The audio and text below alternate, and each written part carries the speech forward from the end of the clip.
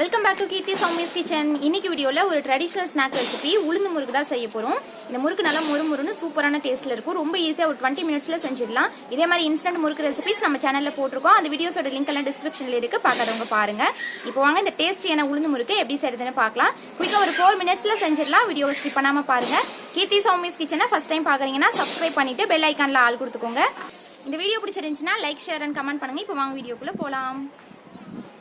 First இந்த முறுக்கு செய்கிறதுக்கு உளுந்து வேக வச்சு அரைச்சிக்கலாம். நான் இதுக்கு ஒரு 100 கிராம் உளுந்து ஒரு அரை மணி நேரம் தண்ணியில் ஊற வச்சுருக்கேன். இதுக்கு ஊற வைக்க கூட தேவையில்ல, உளுந்து ஒரு டைம் தண்ணியில் கழுவுனா போதும். இப்போ குக்கரில் வைக்கிற மாதிரி ஒரு பாத்திரத்தில் உளுந்து போட்டுட்டு உளுந்து மூழ்கிற அளவுக்கு தண்ணி சேர்த்துட்டு குக்கரில் வச்சு லிட் க்ளோஸ் பண்ணி விசில் போட்டுடலாம். 2 விசில் மீடியம் ஃப்ளேமில் வச்சு எடுத்துக்கிறேன்.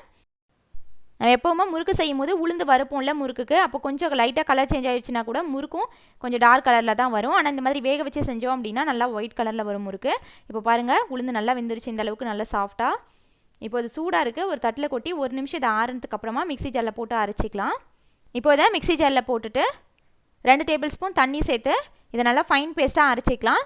நல்லா ஃபைன் பேஸ்ட்டாக அரைச்சிடணும், அப்போ தான் முறுக்கு உலக்கில் போட்டு புளிய முடியும். ஏதாவது பருப்பு முழுசாக இருக்கக்கூடாது. தண்ணி வேணால் கொஞ்சம் எக்ஸ்ட்ரா ஊற்றி கூட நீங்கள் பிசைஞ்சிக்கோங்க. இப்போது பவுலில் 1/2 கிலோ அரிசி மாவு எடுத்துருக்கேன். இது நம்ம நார்மல் இடியாப்ப மாவு தான். இப்போ அதில் 1 டேபிள் ஸ்பூன் அளவுக்கு பட்டரு உருக்கி சேர்த்துக்கிறேன்.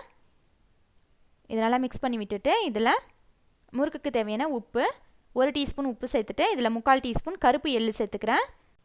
நீங்கள் எள்ளுக்கு பதிலாக சீரகம், ஓமம் எது வேணாலும் சேர்த்துக்கலாம். ஆனால் தேன்குழல் முறுக்குக்கு நம்ம கருப்பு எள்ளு தான் சேர்ப்பாங்க, அதுதான் நல்லாயிருக்கும் டேஸ்ட்டு. இப்போ எல்லாத்தையும் நல்லா கலந்து விட்டுட்டு இப்போ இதில் அரைச்சி வச்சுருக்கேன் உளுந்து சேர்த்துக்கிறேன். இந்தளவுக்கு நல்லா ஃபைன் பேஸ்ட்டாக அரைச்சிருக்கணும். இப்போ இதை கை வச்சு நல்லா மாவு கூட பிசைஞ்சு விட்டுக்கலாம்.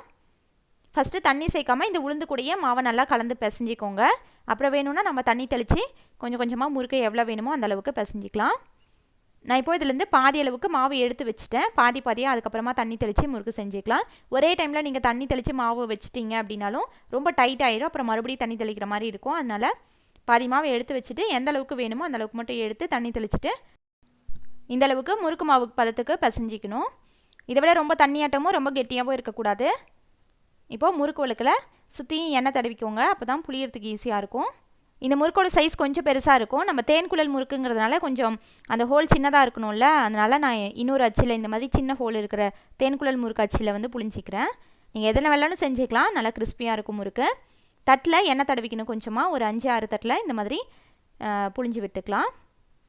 ஃபஸ்ட்டு ஒரு 5-6 முறுக்கு இந்த மாதிரி புளிஞ்சு எடுத்து வச்சுக்கிட்டோம் அப்படின்னா எண்ணெய் காஞ்ச உடனே டக்கு டக்குன்னு போட்டு எடுக்கிறதுக்கு ஈஸியாக இருக்கும். நான் இன்றைக்கி 1/2 கிலோ அரிசி மாவுக்கு 100 கிராம் உளுந்து வேக வச்சு அரைச்சி சேர்த்துருக்கேன். அதுவே நல்லா கரெக்டாக இருக்கும், கிறிஸ்பியாக இருக்கும் முறுக்கு. நம்ம அரிசி உளுந்தெல்லாம் ரைஸ் மில்லில் கொடுத்து அரைச்சி அந்த மாதிரி செய்கிறத விட இது ரொம்ப ஈஸியான மெத்தடு, நம்ம வீட்லேயே டக்குன்னு செஞ்சிடலாம். முறுக்கும் நிறைய எண்ணெய் குடிக்காமல் சூப்பரான டேஸ்ட்டில் இருக்கும், நல்லா மொறுமொறுன்னு இருக்கும்.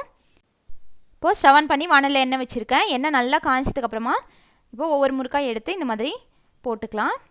முறுக்கு போட்ட உடனே டக்குன்னு நல்லா பொரிஞ்சு மேலே வரணும், அந்தளவுக்கு எண்ணெய் ஹீட்டாக இருக்கணும். அப்போ தான் முறுக்கு நல்லா எண்ணெய் குடிக்காமல் மொறுமொறுன்னு இருக்கும்.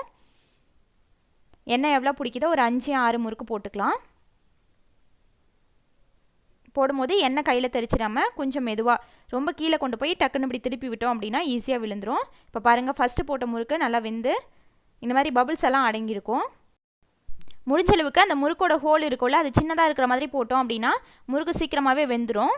ரொம்ப பெருசாக இருக்கிறதுல போட்டோம் அப்படின்னா வேகிறதுக்கும் டைம் ஆகும், கலரும் சேஞ்ச் ஆகும். அதனால் சின்ன ஹோல் இருக்கிற அந்த தேன்குழல் அச்சு இருக்கும்ல, அது கிடச்சா போடுங்க, இல்லைனா பரவாயில்ல, நம்ம நார்மல் முறுக்கு அச்சுலேயே போடலாம். இப்போ பாருங்கள், ஃபஸ்ட்டு போட்ட முறுக்கில் பபிள்ஸ் எல்லாம் சுத்தமாக இல்லை, நல்லா அடங்கினதுக்கு அப்புறமா எடுத்துக்கலாம். எனக்கு இந்த மாதிரி கொஞ்சம் சின்ன ஹோல் இருக்கிறதுல போட்டதுனால சீக்கிரமாக பபிள்ஸ் அடங்கிருச்சு, ஒயிட்டாக இருக்கும்போதே நல்லா வெந்துருச்சு.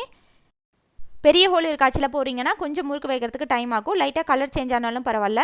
நல்லா கிறிஸ்பியாக வெந்ததுக்கு அப்புறமா எடுத்துக்கோங்க. எண்ணெய்லாம் அதிகமாக குடிக்காது. அவ்வளோதான், இதே மாதிரி எல்லா முறுக்கும் போட்டு எடுத்துக்கலாம். பாருங்கள், முறுக்கு நல்லா கிறிஸ்பியாக சூப்பரான டேஸ்ட்டில் இருக்கும். இப்போ இதை சாப்பிட்டு பார்க்கலாம். நம்ம தேன்குழல் முறுக்கு கடையில் சாப்பிட்ற மாதிரி அதே டேஸ்ட்டில் இருக்கும். உளுந்து வறுத்து அரைச்சி அந்த மாதிரிலாம் செய்யவே தேவையில்ல, டக்குன்னு ஈஸியாக வீட்டில் செஞ்சிடலாம். இந்த ரெசிபி நீங்களும் ட்ரை பண்ணிவிட்டு ஃபீட்பேக் கமெண்ட்ஸில் சொல்லுங்கள். இந்த வீடியோ பிடிச்சிருந்துச்சுன்னா லைக் பண்ணுங்கள், ஷேர் பண்ணுங்கள். கீர்த்தி சௌமிஸ் கிச்சனை சப்ஸ்கிரைப் பண்ணுங்கள். தேங்க்ஸ் ஃபார் வாட்சிங்.